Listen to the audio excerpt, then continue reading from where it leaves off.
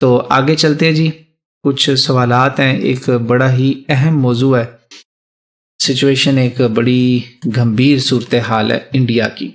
آپ کو پتہ ہے اس وقت انڈیا میں ایک بہت بڑا ہیومینیٹیرین کرائسس چل رہا ہے، جسے کہتے ہیں نا ڈیزاسٹر. پوری دنیا نے شاید ہی ایسی کوئی مصیبت تکلیف دیکھی ہو جو اس وقت چل رہی ہے. کووڈ کا جس طرح سے ایک قیامت آئی ہوئی، قیامت صغریٰ کا منظر ہے. ہر گلی محلے میں آپ کو کورونا کے مریض نظر آ رہے ہیں. اسپتالوں میں ڈھیر ہے، کہیں بیماروں کا، کہیں لاشوں کا. شمشان گھاٹ بھرے میں، قبرستان بھر گئے. سمجھ نہیں آ رہی کہ کس کو کہاں دفنائے، اور کہیں دفنانے والے بھی نہیں مل رہے. ایک بہت بڑی ایک تنظیم کا ایک لیڈر، کوئی ان کا پریزیڈنٹ، اس کی ڈیتھ ہوگی، جس کے کوئی میرے خیال ہے 25-30 ہزار ممبر تھے. وہ جب بندے کی ڈیتھ ہو گئی، جس کے سوچیں ہزاروں ممبر اس تنظیم کے، اس بندے کی خاتون رو رو کے لوگوں کو بلا رہی کہ کوئی تو آ جائے اس کی آخری رسم پر. کوئی وہاں افسوس کرنے کے لیے آنے والا بھی نہیں تھا. لوگوں میں اتنا ڈر اور خوف و ہراس ہے. لوگوں کے رشتہ دار اپنے پیاروں کو نہیں دفنا رہے، مسلمان آگے بڑھ کے کئیوں کو دفنا رہے ہیں. اچھا، یہ تو حالات ہیں ایسے جس میں کچھ اچھے کام بھی ہو رہے ہیں، لوگ ایک دوسرے کی مدد کو آ رہے ہیں، یہ سارا کچھ ہو رہا ہے. مگر نا ایک کام ہو گیا بہت برا. ہوا یہ کہ جب پینڈیمک شروع ہوئی نا، انڈیا کے وزیر اعظم جناب نریندر مودی صاحب نے فرمایا اس کی شروعات میں، جب کووڈ شروع ہوا، کہا کہ جی یہ وقت جو ہے نا آپدا کو ابصار میں بدلنے کا ہے. یعنی ڈیزاسٹر کو اپرچونٹی میں بدلنے کا وقت ہے یہ. یعنی یہ اس سے آپ نے گھبرانا نہیں ہے، اس ڈیزاسٹر میں بہت ساری اپرچونٹیز چھپی ہوئی ہیں. اچھا، ہو سکتا ہے انہوں نے اچھی نیت سے کہی ہوئی بات، اصل میں یہ ایک چائنیز سینگ ہے، behind every calamity there is an opportunity, behind every disaster there is an opportunity hidden. یہ تھی چائنیز سینگ. اب وہ بات کہاں سے کہاں نکل گئی، میں آپ کو اس کے کچھ ریزلٹس دینے لگا ہوں. کیا ہوا جی، قوم نے اس کو کیا مطلب لیا؟ قوم نے اس کا یہ مطلب لیا جی کہ جو 4,000 روپے کا اینٹی وائرل انجیکشن تھا نا، اور وہ 5 سے 6 چاہیے ہوتے ہیں، 6 I think through valid sources میں آپ کو بتا رہا ہوں، تو وہ آپ کا تقریباً 2 لاکھ کے آس پاس خرچہ آ رہا ہے. 4,000 والا یعنی جو 24-25 ہزار میں آپ کو ملنے تھے انجیکشن کیش پر، وہ کتنے میں مل رہے ہیں جی؟ 2 لاکھ روپے میں. 2 لاکھ انڈین روپیز میں، جو پاکستانی سمجھنے آپ 2.5-3 لاکھ روپیہ تو ہو گیا نا. اچھا، اور سنیں جی، آکسیجن سلنڈر جو ہے جس کا ریفل جو ہے وہ عام حالات میں نارمل تھی کاسٹ، اس کی جو سٹینڈرڈ پرائس ہے وہ ہے 500 سے 1000 روپیہ. 500 نہیں، 400 سے 500 روپیہ. بہت بھی مہنگا ہو تو 1000. جناب آکسیجن سلنڈر کے ریفل اس وقت پرائس کیا جا رہی ہے ماشاءاللہ سے؟ 20,000 روپے. یہ میں ماشاءاللہ سرکاسٹکلی بول رہا ہوں، تانے کے طور پر 20,000 میں جا رہی. یہ 2 باتیں ہوں گی. تیسرا سن لیں جی، ایک میل 2 میل دور صرف جانے کے لیے جہاں کار یا ٹیکسی آپ سے 100 روپیہ لیتی تھی، 100 انڈین روپے، یعنی پاکستانی میرا خیال ہے 150-200 روپیہ بنتا ہوگا. جی ہاں، صرف 150-200 روپے والی ٹیکسی اس وقت یا رکشہ آپ سے 10 ہزار روپے لے رہا ہے. 10 ہزار روپے. یہ مجھے بتائیں، یہ کرمنل ایکٹیویٹی اگر نہیں ہے تو پھر اور کیا ہے؟ اور اس کرمنل ایکٹیویٹی میں جو میڈیکل سٹاف کر رہا ہے نا، وہ بھی آپ ذرا سن لیں اس وقت، یہ سنتے جائیں. وہ جو 2 لاکھ کے ٹیکے آتے ہیں نا اینٹی وائرل، یہ پاکستان میں بھی ہوتا ہے، انڈیا میں بھی ہوتا ہے. اور میں یقین مانے میں کہہ رہا ہوں کہ یہ وہ لوگ ہیں جو یہ جو پیسہ کما رہے ہیں نا، سنتے جا رہے کر رہے ہیں. میں ان کو پھر بتاتا ہوں بعد میں، ان کی خبر بھی لینی ہے آج. یہ کیا کرتے ہیں کہ 2 لاکھ کے انجیکشن آئے، اب مریض کو لگائے 3 یا 4، اس میں سے بچائے 2، وہ واپس ادھر سٹور میں گئے. وہ ایک ہندی مووی آپ کو یاد ہے جس نے وہ، میں ایکٹر کا نام نہیں لینا چاہ رہا، میں محراب کے اندر بیٹھا ہوں وہ اس نے مرے ہوئے بندے کے اوپر کیسے لوگ پیسے کما رہے تھے. یہ وہی کام کرتے ہیں، واپس جاتا ہے وہی میڈیکل سٹور، وہ ان کو پیسے ریٹرن کرتے ہیں، کمیشن کھاتے ہیں. یہ ہو رہا ہے.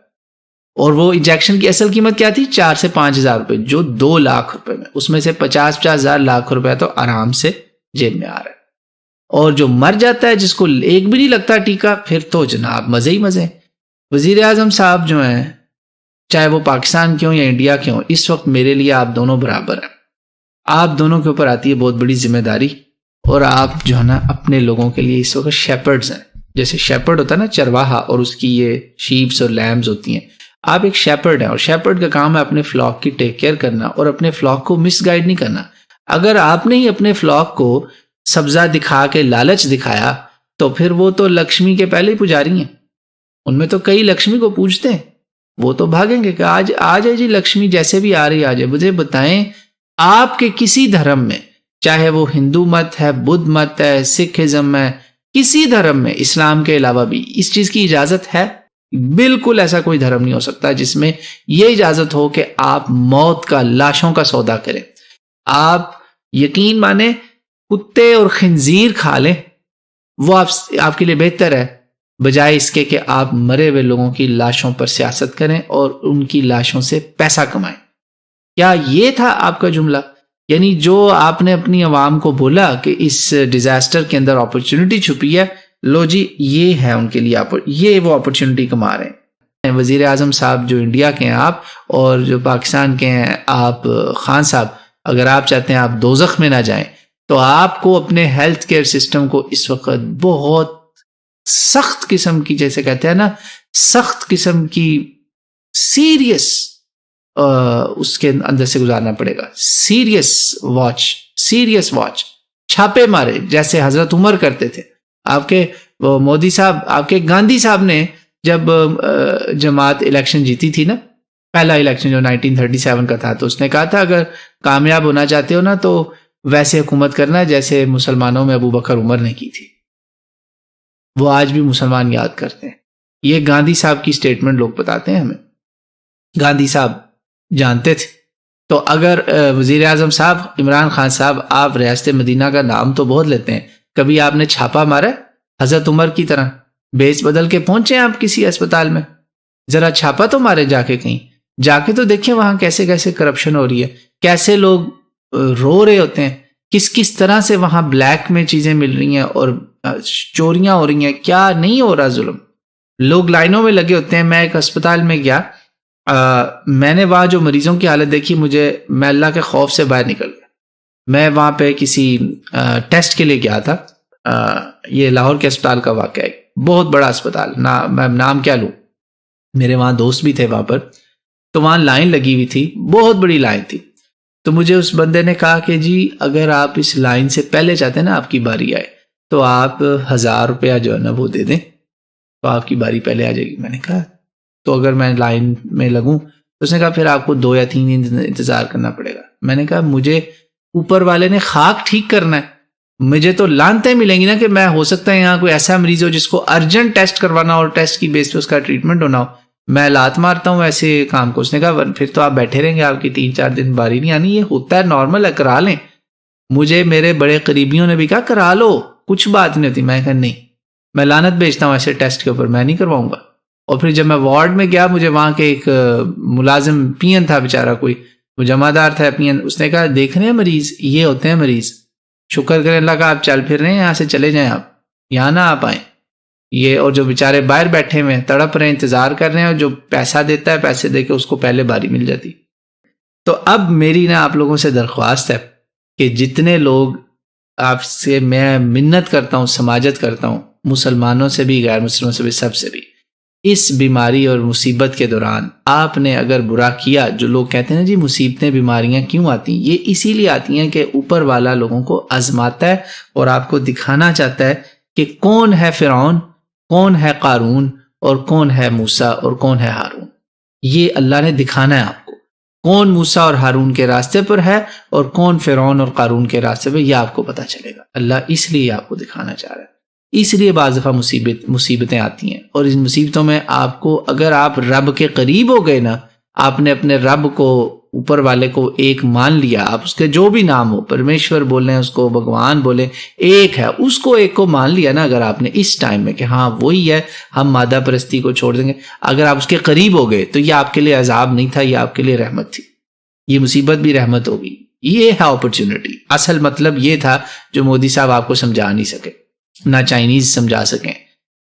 اگر اس میں آپ نے پیسہ چھاپنا ہے، لوگوں کے ایکسپلائٹیشن کرنی ہے ان کی ضروریات کی، اس کو بلیک مارکیٹ میں بیچنا ہے، اور یہ سارا کچھ کرنا ہے، ری سیل کرنا ہے اور لوگوں سے پیسے بٹورنے ہیں، تو یہ سمجھ لیں کہ آپ پر یہ اللہ کا عذاب آیا ہے، اور یہ عذاب آپ کے لیے حجت ہوگی. It will be an evidence against you on the day of judgment کہ ہاں تم نرک کے لیے ہی تھے، تم نے جانا ہی تھا نرک میں، میں نے تمہیں آزما لیا اس وقت، تم فیل ہو گئے ہو، تم ٹیسٹ میں فیل ہوئے ہو، جاؤ تم اب نرک میں، جاؤ تم دوزخ میں. اور تم ایسے حکمران بھی دوزخ میں جائیں گے جنہوں نے اپنے لوگوں کو مس گائیڈ کیا ہے اور اپنے لوگوں کو صحیح نہیں بتا سکے. آخری اس میں ایک میسج، تو یہ پیغام ہو گیا جی میرا حکمرانوں کے لیے اور پبلک کے لیے کہ ان کو کیا کرنا ہے. اس ٹائم میں مسلمان غیر مسلم سب مل کے ایک دوسرے کی مدد کریں.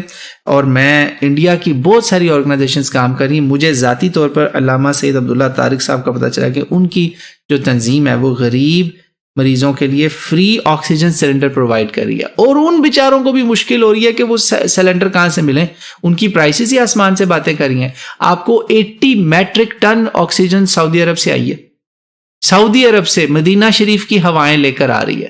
تو آپ سوچ لیں کہ مسلمان چاہے باہر ہیں، بارڈر کے باہر ہیں، چاہے ملک کے اندر ہیں، وہ آپ کے خیر خواہ ہیں، وہ آپ کے ساتھ ظلم زیادتی نہیں کرنے والے.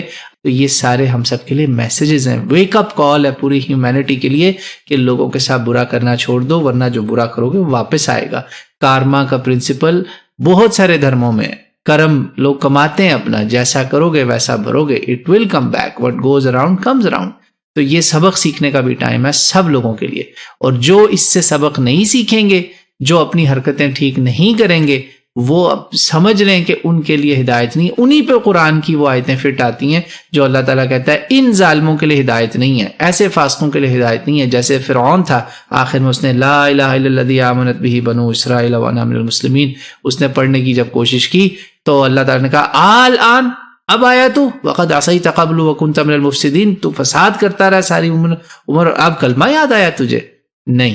موت دیکھ کے سارے کہتے ہیں میں نیک ہوں، میں نیک ہوں، میں نیک ہوں. وہ بندوق سامنے جب آتی ہے نا، اوہ میں تو بہت اچھا ہوں، نہیں، کوئی فائدہ نہیں ہونا تھا. پھر اللہ نے ہدایت آنے ہی نہیں دینی کہ نہیں تو ڈیزرو نہیں کرتا، تجھے میں کس لیے ہدایت دینے دوں؟ تو سارے قتل کر کے اب تو سمجھ رہا ہے کہ تو 900 چوہے کھا کر بلی حج کو چلی، یا اشنان کرو گے تو تم پوتر ہو جاؤ گے؟ نہیں، کروڑوں اشنان لے لو، 100 دفعہ بھی مکے چلے جاؤ، کوئی فائدہ نہیں ہوگا. وہ پاویں 100 لکھاں کروڑاں حج کرو، کچھ نہیں ملنا.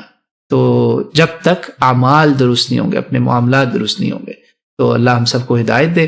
اور میں سب کے لیے دعا گو ہوں، اور اس پر میں نبی پاک صلی اللہ علیہ وسلم کی ایک حدیث پہ بات ختم کروں گا. صحیح بخاری مسلم کئی کتابوں میں ایک یہودی کا جنازہ گزر رہا تھا، رسول پاک صلی اللہ علیہ وسلم کھڑے ہو گئے اس کے لیے. تو صحابہ نے کہا رسول اللہ آپ اس کے لیے یہودی کے لیے کھڑے ہو گئے؟ اور وہ حضور صلی اللہ علیہ وسلم کے کوئی مطلب اپوننٹ سائڈ سے تھے، لوگ دشمنی میں تھے. تو آپ نے کہا وہ انسان تو ہے نا. اس سے آپ مسلمان بھی سبق سیکھیں کہ کوئی بھی مرے تو خوشی نہ منائیں. اس پر میں ایک شعر آپ کے سامنے کروں گا میاں محمد بخش رحمۃ اللہ علیہ کا. وہ کہتے ہیں ڈیگرتے دن گیا محمد اوڑک نو ڈوب جانا، ڈیگرتے دن گیا محمد اوڑک نو ڈوب جانا، دشمن مرے تے خوشی نہ کریے سجنا بھی مر جانا. یاد رکھیے، تو کسی کے مرنے پہ کوئی خوشیاں نہ منائے، یہ وہ ٹائم نہیں ہے. جو کوئی فوت ہو رہا ہے اس کے ساتھ دکھ کریں، افسوس کریں، اور اپنے آپ کو SOPs کے ساتھ ساتھ اپنی حفاظت کریں.